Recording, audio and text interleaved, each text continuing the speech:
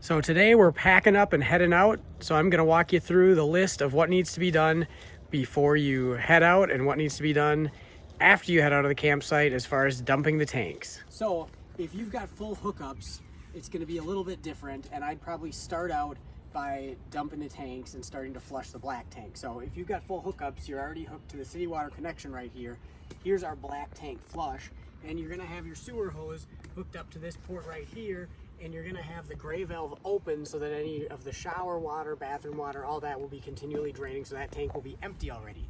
So the first step to flushing out the black tank is, of course, we'll want to close the gray valve and open up the black valve by simply pulling it out.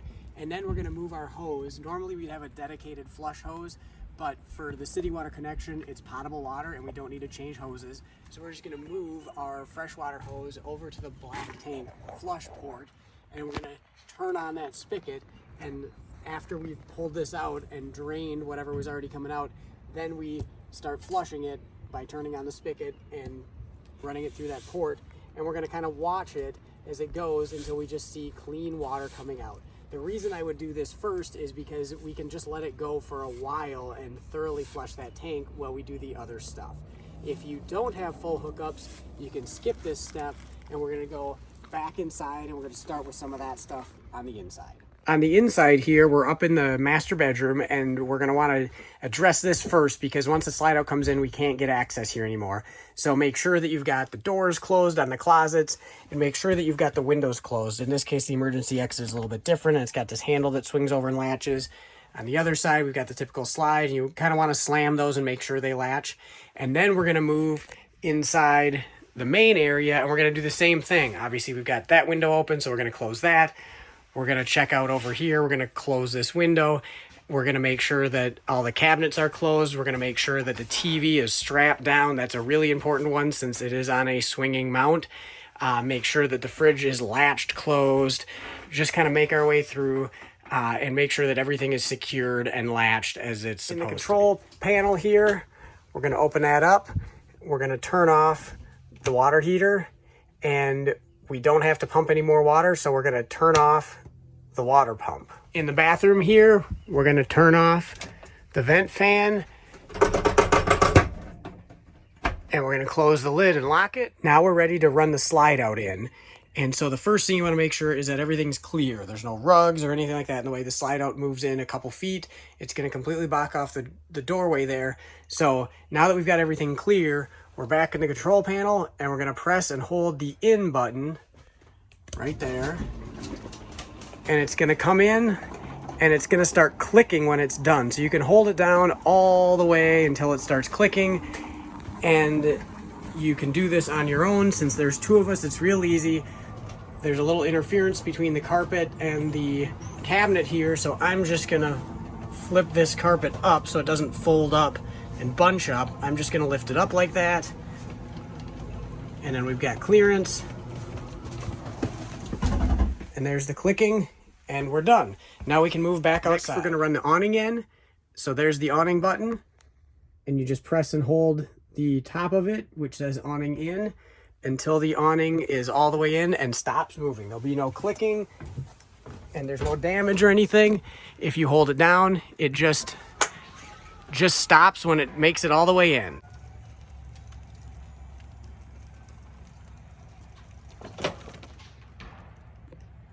Out here, we want to make sure that the fridge strap is secured if you were using that at all, and then we can close and latch the door. Now we're about ready to hitch it up, but the first thing we need to do absolutely before we screw around with hitching it up is we need to run all these stabilizer jacks all the way up.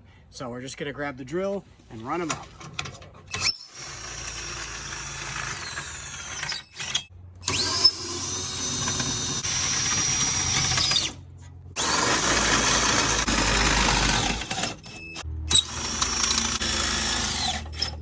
Thing we're going to do before we back the truck up is take this coupler line off. Okay, we've got the truck backed up, lined up pretty well. I always like to have the ball a little bit further forward than it might look like you want it, because then it won't jam up against the coupler latch and create issues hitching it up. So we've got this backed up about where I want it. The next thing we want to do is make sure that the coupler latch is in the open position, and then we're going to drop down the trailer onto the ball.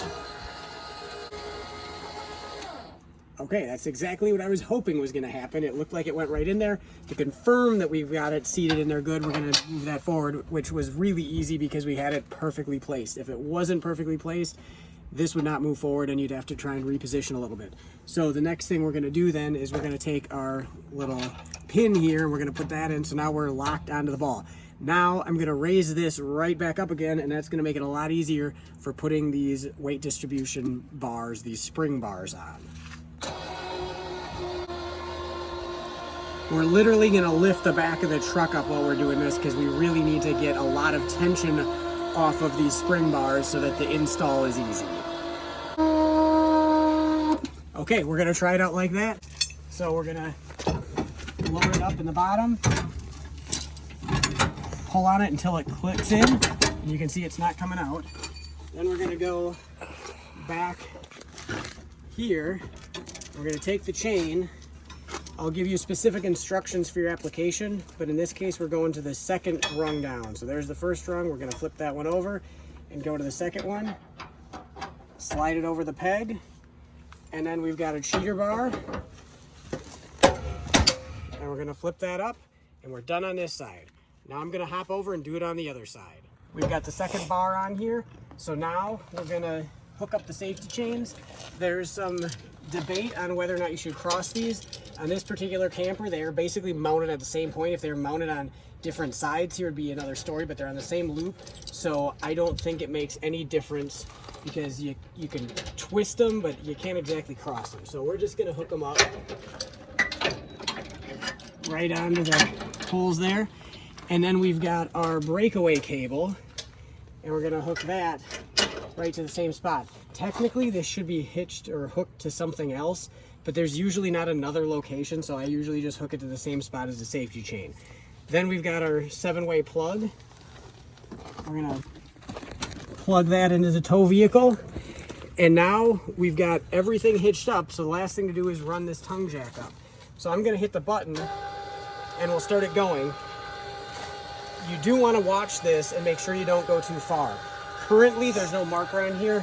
There will be by the time you rent this. There'll be a marker on here showing you where you need to stop. But for now, I kind of know where it is, so I'm just going to run it up. And then once we get it up to that stop point, then we're going to retract the foot up all the way into the jack so that we've got as much ground clearance as possible. So I'll do that real quick, even though I haven't put the jack all the way up yet. But we've taken the weight off of it, so I can pull the pin, scoot it up to the highest setting, put the pin back in, and hook it. And then, like I said, I'll run this up all the way, and then we're done, and we're all hitched up.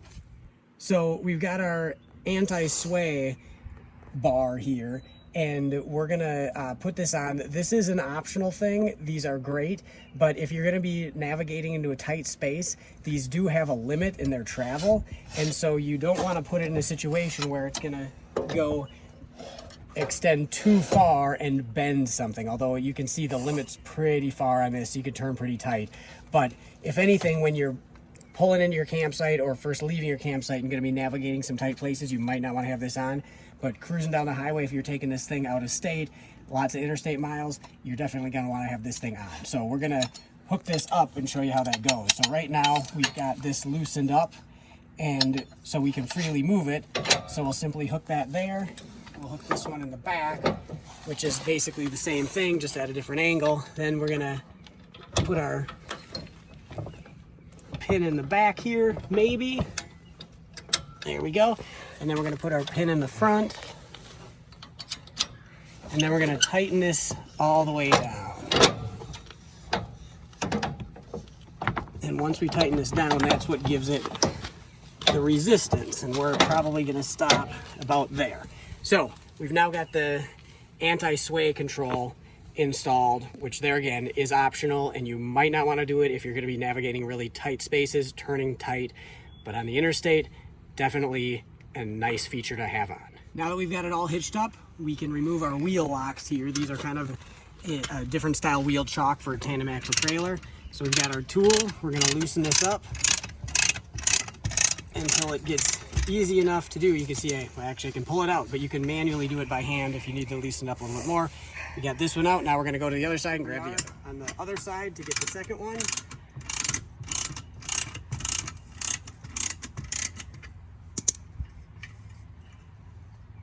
Okay, now that we got those out, the last thing to do, two last things, unplug the power cord and drive off of these leveling blocks. So because we drove forward onto these leveling blocks, we need to pull forward just a couple inches and take the pressure off of them so we can pull these triangle blocks out that kind of lock everything in place. So I'm gonna hop in the truck, pull forward, and then we can get those out.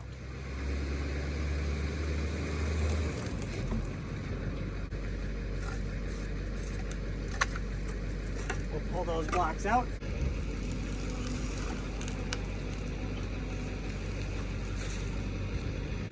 Now we can remove these. Maybe, that one we're kind of wedged in there. So I'll just drive forward off of it and then we'll be able to get it out.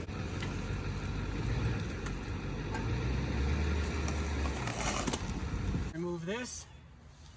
And then the last thing to do is unplug our power cord plugged into the power post. We're here at the sanitation station, the dump station. So the first thing I'm gonna do is I'm gonna grab my bin of the dumping stuff, the flush hose and a couple adapters and a pair of gloves. I probably have a box of gloves in there also. In this case, I've got a pair right here. And then we're gonna go to the back bumper. It's either gonna be in the back bumper or there'll be a holding sleeve under the camper. Right now, it's in the back bumper.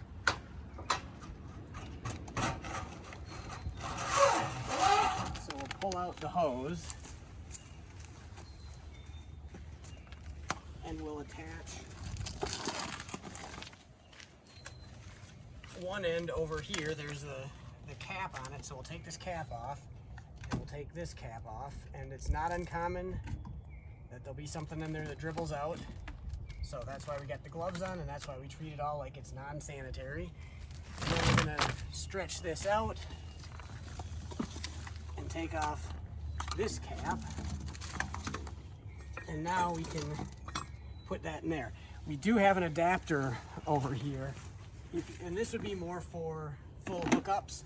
A lot of times they have a 4-inch PVC pipe coming out of the ground, and then this will screw into it, and then you can lock that hose onto it. We could use it here. It might make it a little easier, but not worth messing around with. So we're just gonna leave this in the bin. So then back over here, as it says on the camper, black tank and gray tank. We're gonna dump the black first. So now I can pull open this valve and it'll start going. So we're gonna let this run until it's pretty much stopped. In the meantime, we're gonna grab the flush hose over here.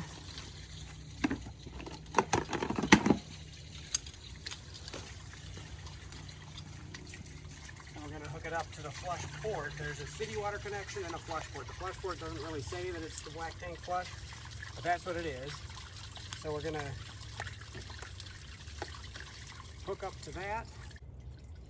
We're gonna make sure the valve's turned on, and we're gonna bring it over to our spigot. You can already hear that it's pretty much stopped draining, so we're gonna start the flush process. We're just gonna turn this on and just let it pump as much water through as we can until it's a steady stream of clean water coming through this elbow at the end of the drain tube. Okay, I've now got the black all flushed out. It was running out nice and clean. So I've turned off the spigot, and now we're gonna go back here. We're gonna close the black valve and open the gray valve. We're gonna drain that until it's done, and then we're gonna move to the front gray tank. So I've closed the valve, taken the hose off, put the cap on, and now I'm moving up to the front gray tank. The valve is closed. I can crack this open.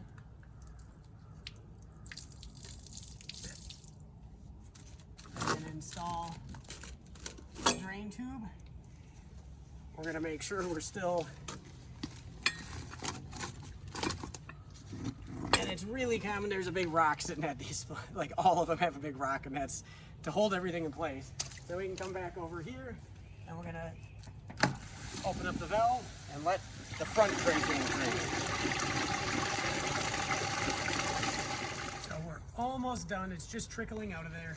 So that's good enough. I'm gonna close this valve I'm going to release this hose.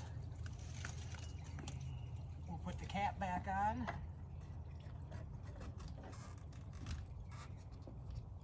Make sure it's locked on.